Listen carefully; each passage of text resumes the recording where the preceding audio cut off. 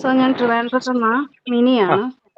പറയൂ. സാറേ, ഈ താപീകരണം, ഈ സോയിൽ സോളറൈസേഷൻ ചെയ്യുമ്പോൾ നമ്മൾ വളം ഇട്ടിട്ട് ചെയ്യണോ? അത് ഇതുവരെ ഞാൻ ചെയ്ത ഗ്രോ ബാഗ് കൃഷി, ടെറസ് ഫാമിംഗ് ആണേ. ആ അപ്പോൾ തട്ടിയിട്ടിട്ട് ഞാൻ കുമ്മായം ഇട്ട് ചൂടാക്കത്തേ ഉള്ളൂ. അത് ഇതുവരെ വളമിട്ടിട്ട് ചെയ്തിട്ടില്ല താപീകരണം. അപ്പോൾ അത് വളമിട്ട് തന്നെ ചെയ്യുന്ന ജൈവവളമാണ്, ജൈവ കൃഷി. അപ്പം ഓക്കെ.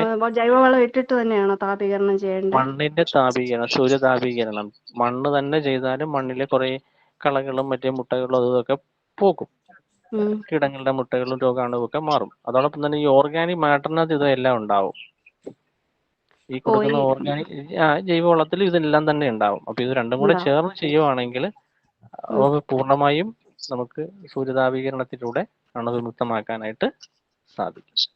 അതുകൊണ്ടാണോ സാർ വെള്ളം തളിക്കണം എന്ന് പറയുന്നത്? നമ്മള് വെള്ളം പിടിച്ചു വെള്ളം കഴിയുമ്പോൾ തളിച്ചു തന്നെ വെള്ളം പിടിച്ച് പതുക്കെ വെള്ളത്തിൽ ചൂട് പിടിച്ചു കഴിഞ്ഞാൽ കൂടുതൽ സമയം നിൽക്കും എന്നുള്ളതാണ്.